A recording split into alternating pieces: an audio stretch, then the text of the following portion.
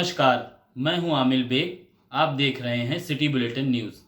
पेश हैं आज के प्रमुख समाचार। अयोध्या के साकेत महाविद्यालय के छात्र संघ चुनाव के रद्द होने के चलते छात्र आंदोलित हो उठे। बता दें कि छात्र नेताओं ने साकेत महाविद्यालय की छत पर चढ़कर हाथ में ज्वलनशील पदार्थ लेकर जमकर प्रदर्शन किया। लगभग 3 घंटे तक साकेत महाविद्यालय में अराजकता का माहौल रहा। छात्रों ने महाविद्यालय की छत से छलांग लगा दी। गनीमत यह रही कि दोनों छात्रों को चोट नहीं आई। वहीं घटना के बाद पुलिस ने 3 छात्र नेताओं को हिरासत में ले लिया। आक्रोशित छात्र महाविद्यालय में छात्र संघ चुनाव की मांग कर रहे थे। इस दौरान छात्र नेताओं ने जिला प्रशासन से चुनाव न कराने का कारण भी पूछा है। मीडिया से बातचीत में साकेत महाविद्यालय के प्राचार्य अभय सिंह ने कहा कि चुनाव को लेकर छात्र यहां आंदोलित थे। प्रशासन की ओर से फरवरी माह में चुनाव कराने को लेकर बात कही गई थी, जिसका लिखित भी दिया गया था। छात्रों द्वारा ज्वलनशील पदार्थ के द्वारा प्रदर्शन किए जाने पर प्राचार्य ने साफ इनकार किया और कहा कि हमने इसे नहीं देखा। प्राचार्य ने कहा, हमारे विद्यालय के छात्र नहीं थे, बाहरी छात्र थे जो यहां आंदोलन कर रहे थे। बाहरी लोगों को रोक पाना महाविद्यालय प्रशासन का काम नहीं है। फरवरी माह में ही चुनाव होगा, जब प्रशासन चाहेगा तभी चुनाव हो पाएगा। इस दौरान ADM city, CO Ayodhya, CO city, बड़ी संख्या में पुलिस बल यहां पर तैनात रहा। यह भी बता दें कि महाविद्यालय प्रशासन ने 5 दिसंबर को ही छात्र संघ चुनाव पर रोक लगा दी थी, स्थगित कर दिया था और महाविद्यालय की सभी कक्षाएं 3 दिन यानी 8 दिसंबर तक के लिए स्थगित कर दी थी। महाविद्यालय प्रशासन को अंदेशा था कि छात्र आंदोलित जरूर होंगे। यही वजह रही कि आज जैसे ही महाविद्यालय खुला, प्रदर्शन शुरू हो गया। फिलहाल आंदोलित छात्रों में से 3 छात्रों को पुलिस ने हिरासत में लिया और उन्हें पूछताछ के लिए कोतवाली ले गई।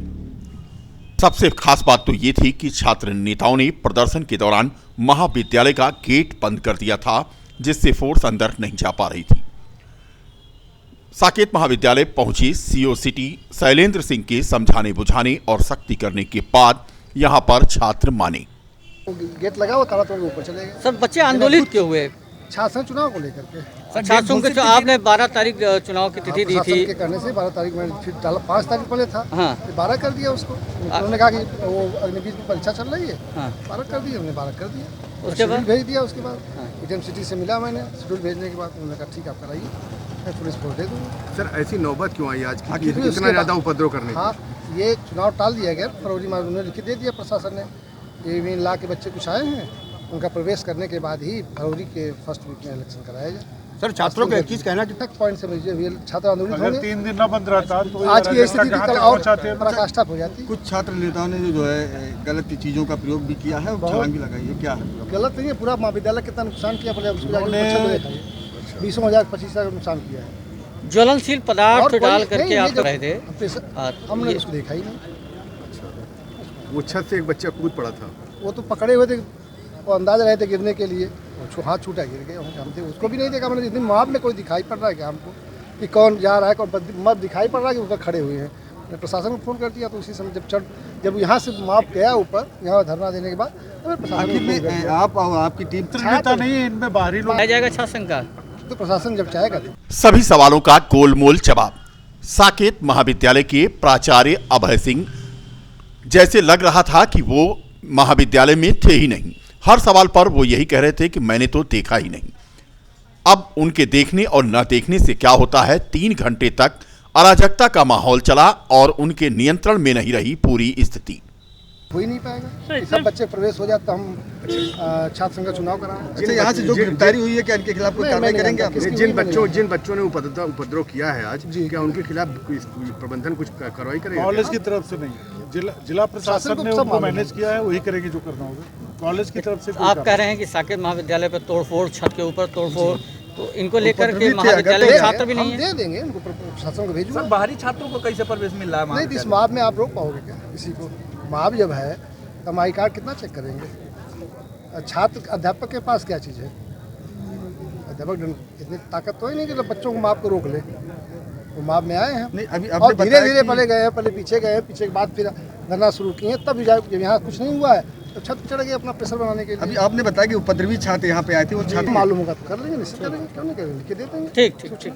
साकेत महाविद्यालय में सूचना मिली कि कुछ विद्यार्थियों द्वारा प्रोटेस्ट किया जा रहा है कि जो छात्र संघ का इलेक्शन होना है उसको कराने के लिए। तो मैं SPR साहब मौके पे आए, देखा यहाँ पर काफ़ी भीड़ थी और उनके साथ प्रोटेस्ट किया जा रहा था कि इलेक्शन को करवाया जाए।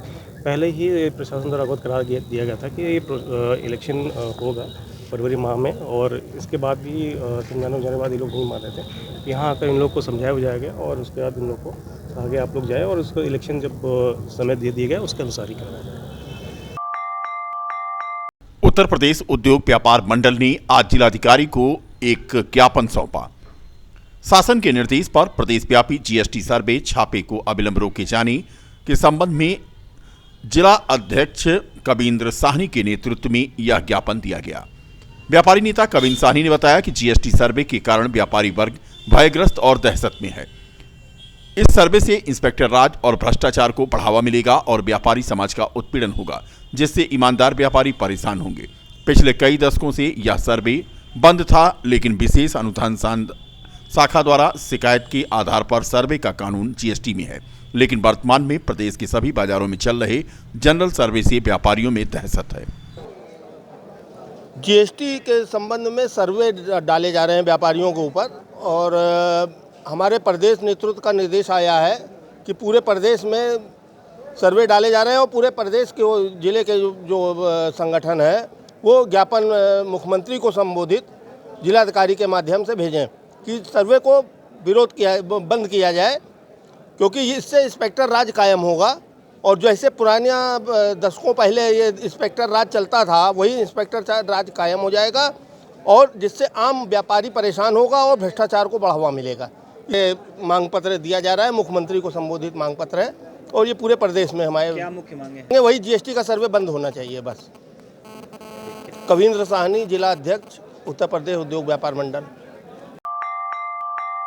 शहर के नगर कोतवाली क्षेत्र में यानी चौक इलाके के पास है कोठा पारचा, और यहां पर दुकानदार जो चप्पलों की दुकान लगाते हैं वह दुकान आगे बढ़ाकर लगा देते हैं। पतली सी गली है और यहां पर ई-रिक्शा अगर 4 घुस गए तो जाम लग जाता है। हालत यह हो जाती है कि ई-रिक्शा और दुकान बढ़ा के लगाए जाने की वजह से यहां पर साइकिल तो क्या पैदल चलना मुश्किल हो जाता है। देर शाम की ये तस्वीरें देखें। यातायात पुलिस इन दिनों यातायात व्यवस्था को सुगम बनाने के लिए प्रयास कर रही है। SSP भी इस ओर चिंतित हैं।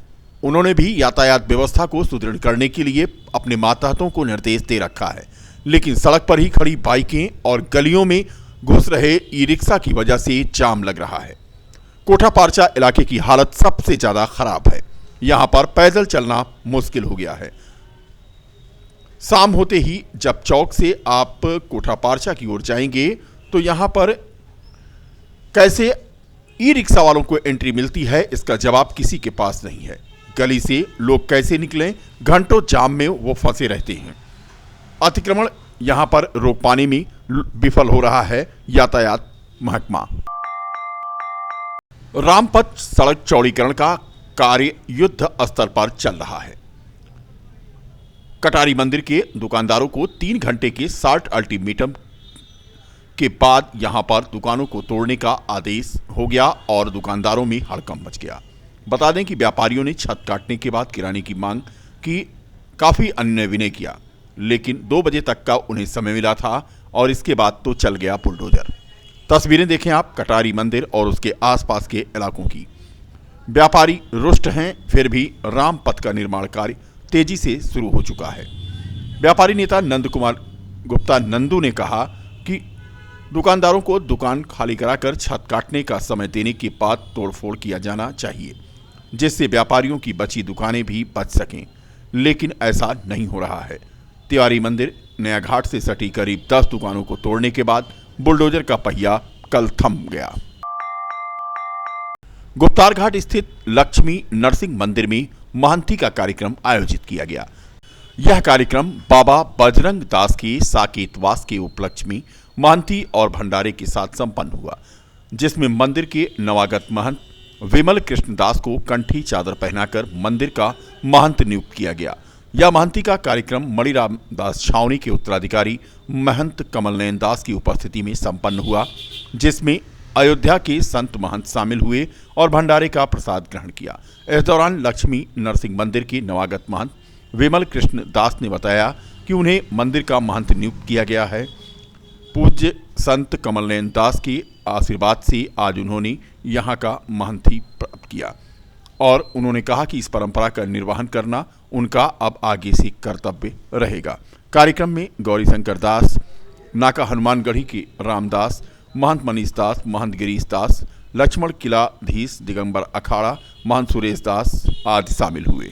आयोजन किया गया था बाबा बजरंग दास जी के साकेतवास के उपलक्ष्य में और सभी संत महात्माओं के आशीर्वाद स्वरूप दास को महंती का चोला ओढ़ाया गया है। अब उसका निर्वाह करना इस दास का कर्तव्य है। सभी श्रद्धालुओं को यही है कि पंचमुखी हनुमान जी और नरसिंह भगवान की सभी लोग सेवा करें, दर्शन करें, दर्शन लाभ प्राप्त करें।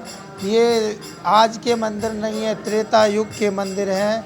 इन मंदिरों का दर्शन करने से वो भगवान नरसिंह का दर्शन करने से जीवन में अनेकों लाभ होते हैं।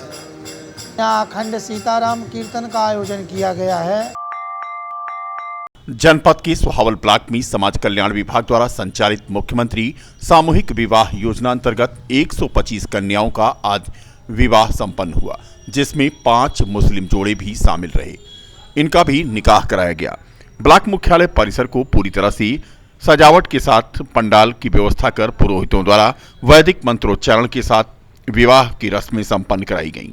कार्यक्रम में मुख्य अतिथि के रूप में पीकापुर के विधायक डॉक्टर अमित सिंह चौहान और विशिष्ट अतिथि के रूप में ब्लॉक प्रमुख अनिल प्रियदर्शी, भारतीय जनता पार्टी के जिला उपाध्यक्ष कृष्ण कुमार पांडे सहित समाज कल्याण अधिकारी रणविजय सिंह, खंड विकास अधिकारी सोहावल मोनिका पाठक और ब्लॉक के कर्मचारी मौजूद थे।